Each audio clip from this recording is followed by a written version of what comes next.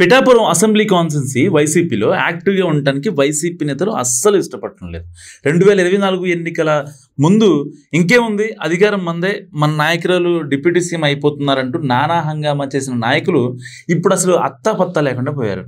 Deputy CM గారి తాలూకా అంటూ నాడు రద్దు చేసిన వాళ్లలో ఒక్కరి మాట కూడా నేడు నియోజకవర్గంలో వినిపించడం లేదు.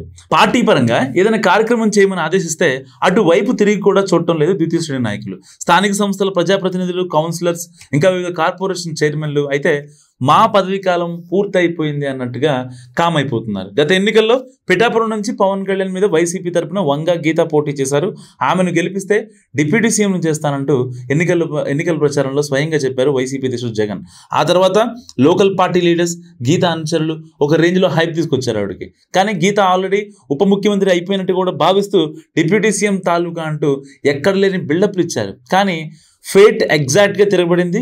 పవన్ కళ్యాణ్ గెలవడం, ఆయన డిప్యూటీ సీఎం అవడంతో ఎవరైతేనేం మొత్తం మీద పిఠాపురానికి ఉప ముఖ్యమంత్రి పదవి దక్కిందన్న మాట మాత్రం అంటే ఆ రకంగా సటైర్లు పడ్డాయి. ఇక ఆ తర్వాత లోకల్ వైసీపీ స్టాండ్స్ పూర్తిగా ఆగిపోయాయి.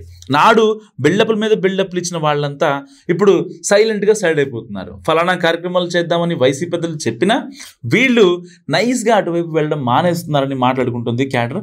స్వయంగా వంగా గీత నుంచి సమాచారం వెళ్ళినా ఇప్పుడు రాలేమని, వేరే కార్యక్రమం ఉందని చెప్పి తప్పించుకుంటున్నారట ద్వితీయ శ్రేణి నాయకులు మొత్తం. సో ప్రస్తుతం పిఠాపురం ఎమ్మెల్యేగా డిప్యూటీ సీఎం పవన్ కళ్యాణ్ ఉన్నారు.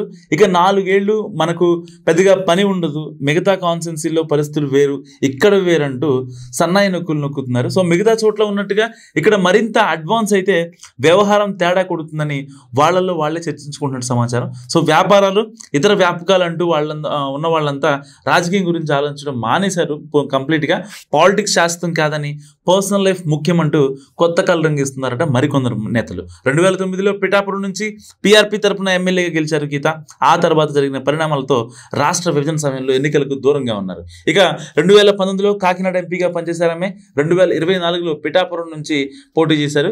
సరే, వచ్చే ఎన్నికల టైంకి మేడం ఇక్కడే ఉంటారని గ్యారంటీ ఏంటంటూ కొందరు నాయకులు కూడా గుసగుసలాడుకుంటున్నారు. సో ప్రస్తుతానికి పార్టీ నియోజకవర్గ ఇన్ఛార్జ్ ఆమె కదా సో అని ఎవరన్నా అంటే ఇలాంటివి చాలా చూసాం. సో ఇన్ఛార్జ్లుగా ఉన్న వాళ్ళందరికీ టికెట్లు వస్తాయని, పోటీ చేస్తారని రాజ్యాంగంలో ఏమన్నా రాస్తుందా ఏంటి అంటూ కూడా కొంతమంది వైసీపీ నేతలు వెటకరిస్తున్నారు. ఈ ప్రశ్న విన్న వాళ్ళు అన్ని రాజ్యాంగంలో ఎందుకు రాస్తారులేమ్మా అన్న బ్రహ్మానందం సినిమా డైలాగ్ గుర్తేసుకుంటున్నారట. సో ఎన్నికల టైంకి ఎవరి సేఫ్టీ వాళ్ళు చూసుకుంటారు. పెద్ద నాయకులు అవసరాన్ని బట్టి వేరే నియోజకవర్గానికి షిఫ్ట్ అయిపోతారు.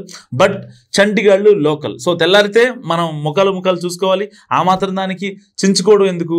మనం మరింత అడ్వాన్స్ అయితే అధికారంలో ఉన్న వాళ్ళ రియాక్షన్ వేరే విధంగా ఉంటుంది.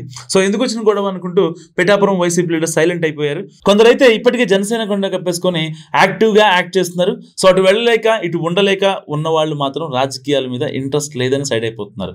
ఎన్నికల నాటికి అప్పటి పరిస్థితుల ఆధారంగా నిర్ణయం తీసుకుందామని అనుకున్నట్టు తెలుస్తుంది. సో ఈ వ్యవహారాలను గమనిస్తున్న వంగ గీత సైతం వీళ్ళని ఎన్ని రోజులను బతిమాలతాం, లోకల్ సపోర్ట్ లేకుండా మనం ఏం చేయగలమంటూ పార్టీ కార్యక్రమాలకు మమా అనిపిస్తున్నారట. సో మొత్తానికి పిఠాపురంలో ఫ్యాన్ పార్టీ లీడరు ఆచితూచి వ్యవహరిస్తున్నారు. అసలే హై ఫోకస్ సెగ్మెంట్ కావడంతో స్లో అండ్ స్టడీ అంటున్నారు. ఎక్కడ కేసులు వచ్చి మీద పడతాయో. ఎందుకంటే పవన్ కళ్యాణ్ని ఇప్పటికే ఎవరైతే పిఠాపురంలో ఆయన మీద నెగిటివ్ పోస్టులు చేసిన వాళ్ళు ఎవరైతే ఉన్నారో వాళ్ళందరి మీద కేసులు ఉన్నాయి, వాళ్ళందరూ జైల్లో ఉన్నారు. సో ఎక్కడ కూటమికి ఎదురెళ్తే లేనిపోని ఇబ్బందులు వస్తాయనే భయంతో ఇప్పుడు వైసీపీ నేతలంతా కూడా ఇన్యాక్టివ్ మోడ్లోకి వెళ్ళిపోయారు. ఈ వీడియో గురించి మీరేమనుకుంటున్నారో కామెంట్ రూపంలో చెప్పండి.